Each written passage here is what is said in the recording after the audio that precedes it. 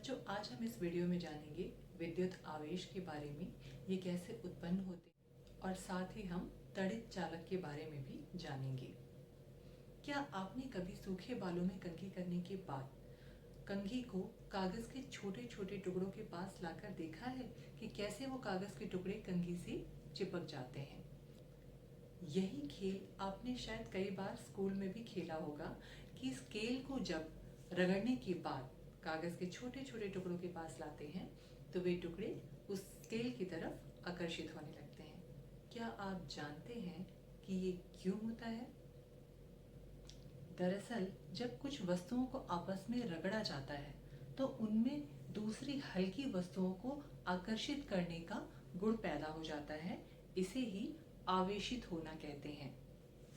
दो वस्तुओं के आपस में घर्षण से उत्पन्न होने वाले आवेश को विद्युत आवेश कहते हैं और ये आवेश किसी वस्तु पर स्थिर हैं और गति नहीं कर रहे हैं तो इन्हें हम स्थिर विद्युत आवेश कहते हैं।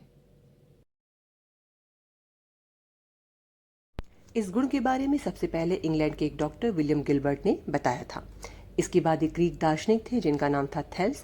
उन्होंने जब एम्बर नाम के पदार्थ की छड़ को रेशम के कपड़े से रगड़ा तो उन्होंने देखा कि यह छड़ पक्षियों के छोटे छोटे पंखों, तिनकों और सूखी हुई पत्तियों को अपनी ओर आकर्षित करती है। क्योंकि एम्बर को यूनानी भाषा में इलेक्ट्रॉन कहा जाता है, इसलिए इस गुण का नाम उन्होंने इलेक्ट्रिक यानी विद्युत रखा। आवेश दो प्रकार के होते हैं, धनात्मक आवेश और ऋणात्मक आवेश।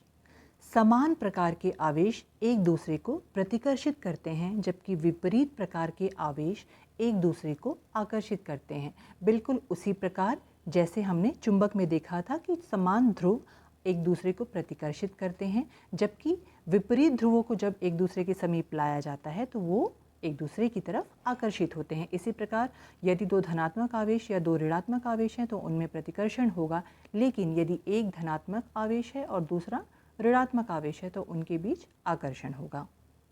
यहाँ देखिए, जब दो गुब्बारों में हवा भरकर उन्हें फुलाया जाता है और अच्छी तरह से मुंह बांधकर जब एक दूसरे के पास लाते हैं तो उन गुब्बारों के मध्य कोई भी आकर्षण या प्रतिकर्षण नहीं होता।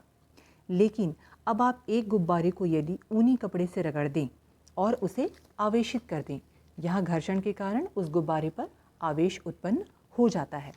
अब जब आप दूसरे गुब्बारे के समीप उसे लाते हैं तो दोनों गुब्बारों के बीच आकर्षण होता है। इससे क्या सिद्ध हुआ?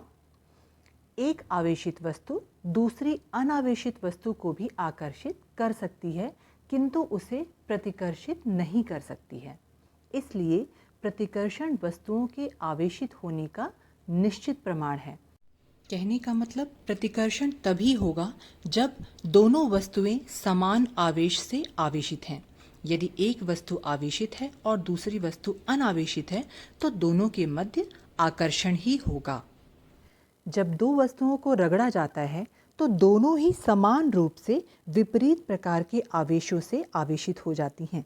अर्थात यदि एक वस्तु पर धन आवेश उत्पन्न हुआ है तो दूसरी वस्तु पर उतनी ही मात्रा में ऋण आवेश उत्पन्न हो जाता है।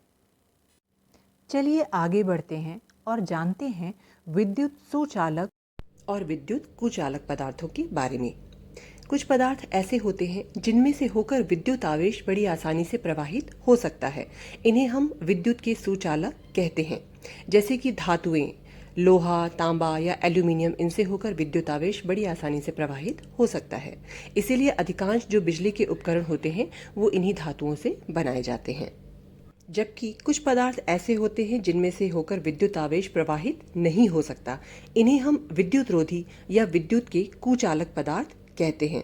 जैसे कि प्लास्टिक है, रबड़, लकड़ी या थर्माकोल, ये जो सभी पदार्थ हैं इनसे होकर विद्युत आवेश प्रवाहित नहीं हो सकता।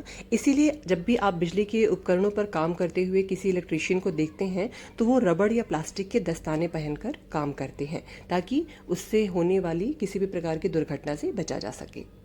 जब भी किसी चालक से होकर विद्युत आवेश प्रवाहित होता है तो विद्युत धारा उत्पन्न होती है।